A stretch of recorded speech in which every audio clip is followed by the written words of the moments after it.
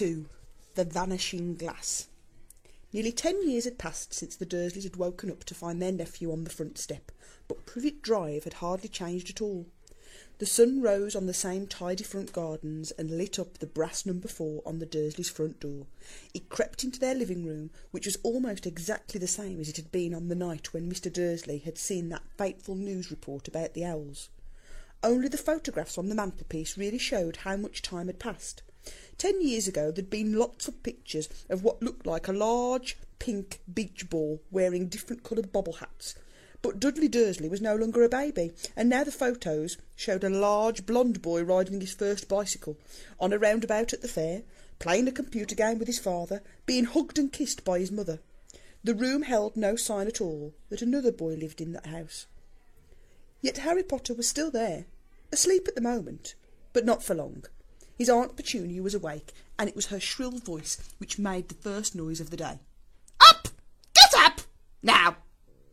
Harry woke with a start. His aunt rapped on the door again. "Up!" she screeched. Harry heard her walking towards the kitchen, and then the sound of the frying pan being put on the cooker. He rolled onto his back and tried to remember the dream he'd been having. It had been a good one. There had been a flying motorbike in it. He had a funny feeling he'd had the same dream before. His aunt was back outside the door. "Are you up yet?" she demanded. "Nearly," said Harry. "Well, get a move on. I want you to look after the bacon. And don't you dare let it burn. I want everything perfect on Daddy's birthday." Harry groaned. "Oh." "What did you say?" his aunt snapped through the door. Nothing. Dudley's birthday. How could he have forgotten? Harry got slowly out of bed and started looking for socks. He found a pair under his bed and, after pulling a spider off one of them, put them on. Harry was used to spiders because the cupboard under the stairs was full of them, and that was where he slept. When he was dressed, he went down the hall into the kitchen. The table was almost hidden beneath all Dudley's birthday presents. It looked as though Dudley had got the new computer he wanted, not to mention the second television and the racing bike. Exactly why Dudley wanted a racing bike was a mystery to Harry, as Dudley was very fat and hated exercise, unless, of course, it involved punching somebody. Dudley's favourite punch bag was Harry, but he couldn't often catch him. Harry didn't look it, but he was very fast. Perhaps it had been something to do with living in a dark cupboard, but Harry had always been small and skinny for his age.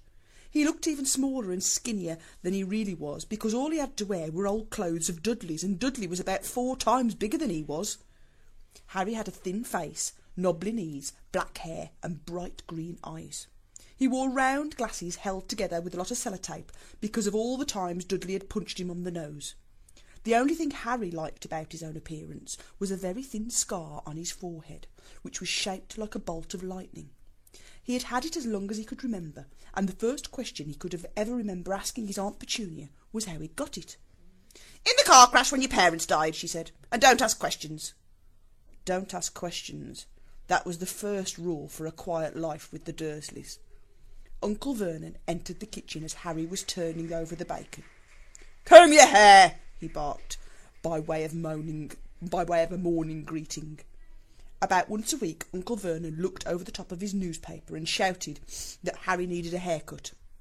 Harry must have had more haircuts than the rest of the boys in his class put together, but it made no difference. His hair simply grew that way, all over the place. Harry was frying eggs by the time Dudley arrived in the kitchen with his mother. Dudley looked a lot like Uncle Vernon. He had a large pink face, not much neck, small, watery blue eyes, and thick blonde hair that lay smoothly on his thick, fat head. Aunt Petunia often said that Dudley looked like a baby angel. Harry often said that Dudley looked like a pig in a wig. Harry put the plates of egg and bacon on the table, which was difficult, as there wasn't much room. Dudley, meanwhile, was counting the presents. His face fell. 36, he said, looking up at his mother and father. "That's 2 less than last year." "Darling, you haven't counted Aunt Maggie's presents. See, it's here under the big one from Mummy and Daddy." "All right, 37, said Dudley, going red in the face. Harry could see a huge Dudley tantrum coming on. Began wolfing down his bacon as fast as possible in case Dudley turned the table over. Aunt Petunia obviously scented danger too, because she said quickly, "And we'll buy you another 2 presents while we go out today. Think about that, Popkin. 2 more presents. Is that all right?" Dudley thought for a moment. It looked like hard work. Finally he said slowly, "So I'll have 39 sweetums," said Aunt Petunia. "Oh." Dudley sat down heavily and grabbed the nearest parcel. "All right then." Uncle Vernon chuckled. "Little Tyke wants his money's worth, just like his father. Attaboy, Dudley." He ruffled Dudley's hair. At that moment the telephone rang and Aunt Petunia went to answer it while Harry and Uncle Vernon watched Dudley unwrap the racing bike, a cine camera, a remote-control aeroplane, 16 new computer games and a video recorder. He was ripping the paper off a gold wristwatch when Aunt Petunia came back from the telephone, looking both angry and worried. "Bad news, Vernon," she said. "Mrs. Figg's broken her leg. She can't take him." She jerked her head in Harry's direction. Dudley's mouth fell open in horror, but Harry's heart gave a leap. Every year on Dudley's birthday, his parents took him and a friend out for the day, to adventure parks, hamburger bars, or the cinema. Every year, Harry was left behind at Mrs. Figg, a mad old lady who lived 2 streets away. Harry hated it there. The whole house smelled of cabbage, and Mrs. Figg made him look at photographs of all the cats she'd ever owned. "Now what?" said Aunt Petunia, looking furiously at Harry, as though he'd planned this. Harry knew he ought to feel sorry that Mrs. Figg had broken her leg, but it wasn't easy when he reminded himself it would be a whole year before he had to look at Tibbles, Snowy, Mr. Paws and Tufty again. "We could phone Marge," Uncle Vernon suggested. "Don't be silly, Vernon. She hates the boy." The Dursleys often spoke about Harry like this, as though he wasn't there, or rather, as though he was something very nasty that couldn't understand them, like a slug. "What about, what's her name? Your friend, Yvonne?" "On holiday in Mallorca," snapped Aunt Petunia.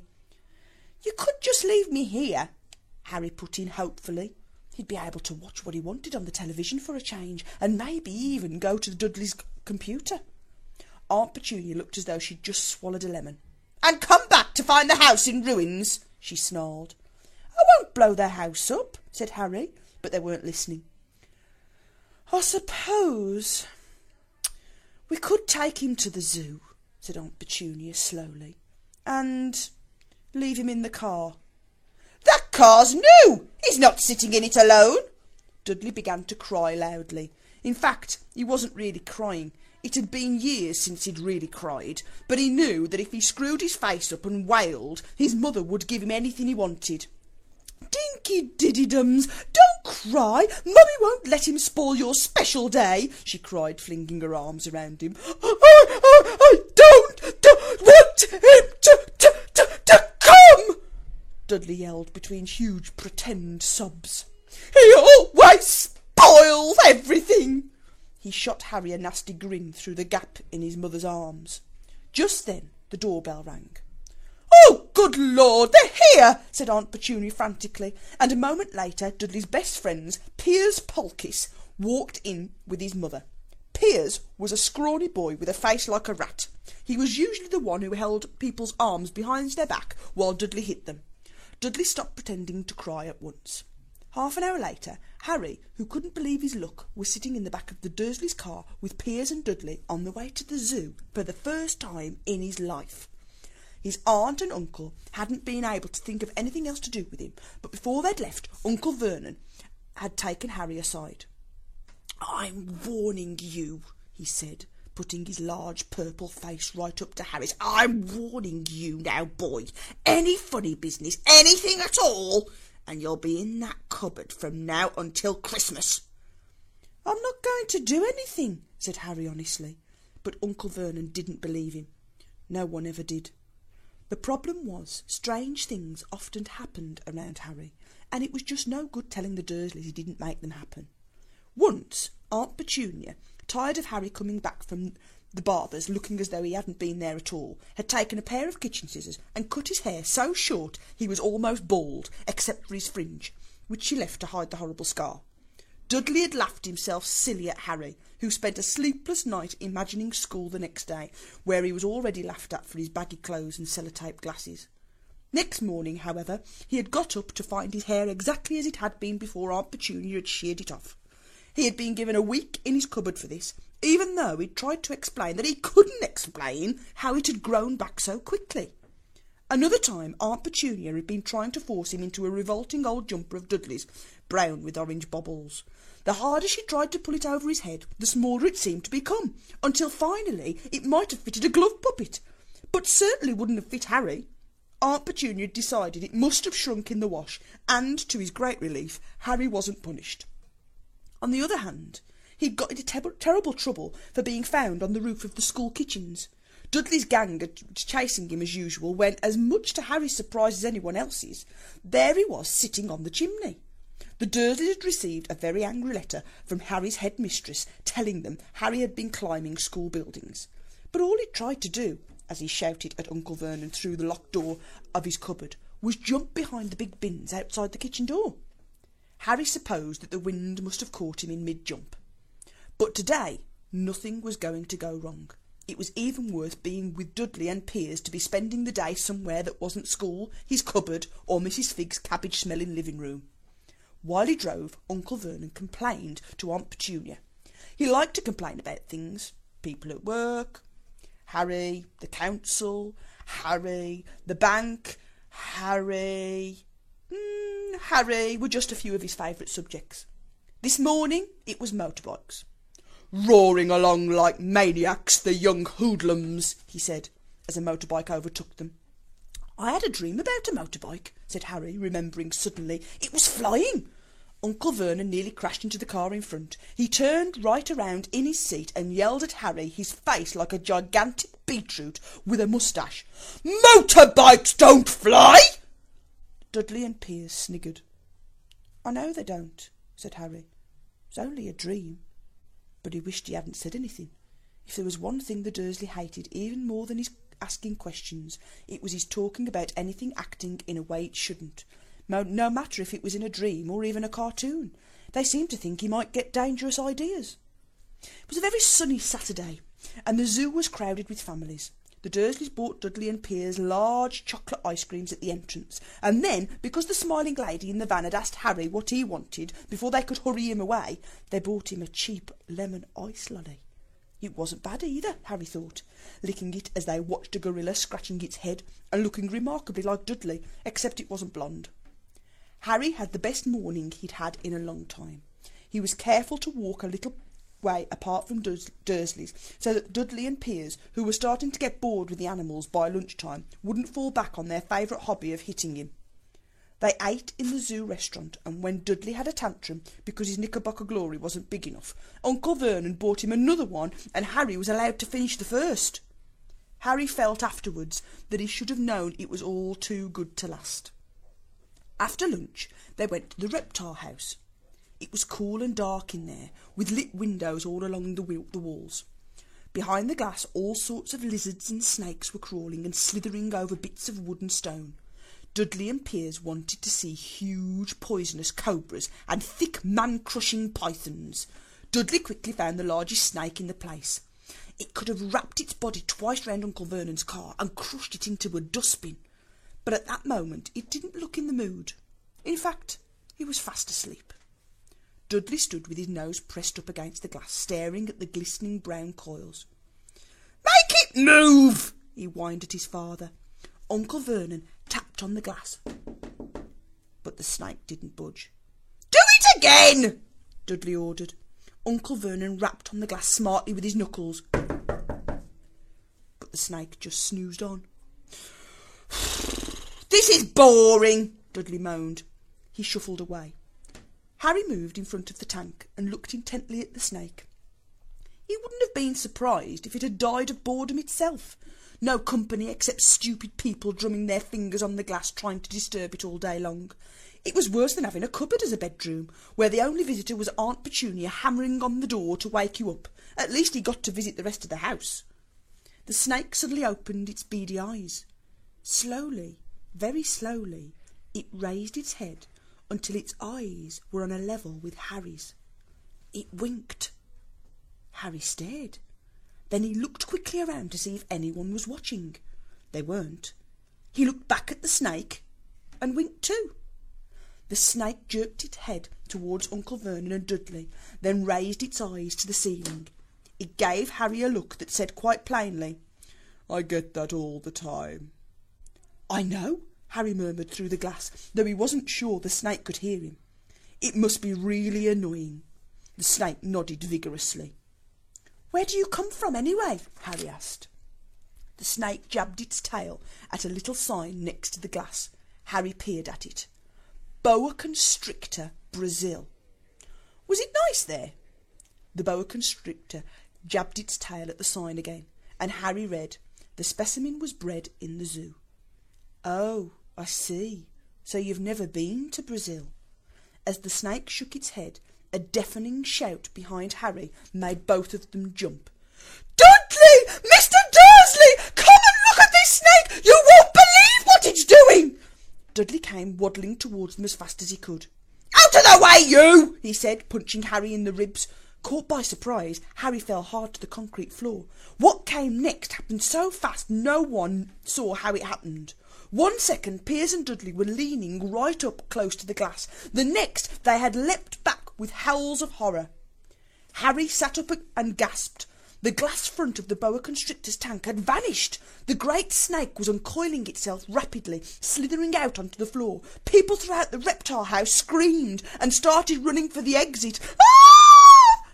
As the snake slid swiftly past him, Harry could have sworn a low hissing voice said, "Psst, Brazil, here I come. Thanks, amigo." The keeper of the reptile house was in shock. "But the glass," he kept saying. "Where did the glass go?" The zoo director himself made Aunt Petunia a cup of strong, sweet tea while he apologised over and over again. Piers and Dudley could only gibber.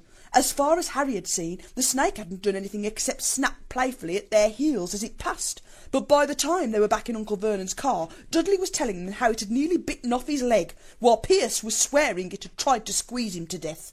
But worst of all, for Harry at least, was Piers calming down enough to say, "Harry was talking to it, weren't you, Harry?" Uncle Vernon waited until Piers was safely out of the house before starting on Harry. He was so angry he could hardly speak. He managed to say, "Go! Cupboard! Stay! No meals!" before he collapsed into a chair and Aunt Petunia had to run and get him a large brandy. Harry lay in his dark cupboard much later, wishing he had a watch. He didn't know what time it was, and he couldn't be sure the Dursleys were asleep yet.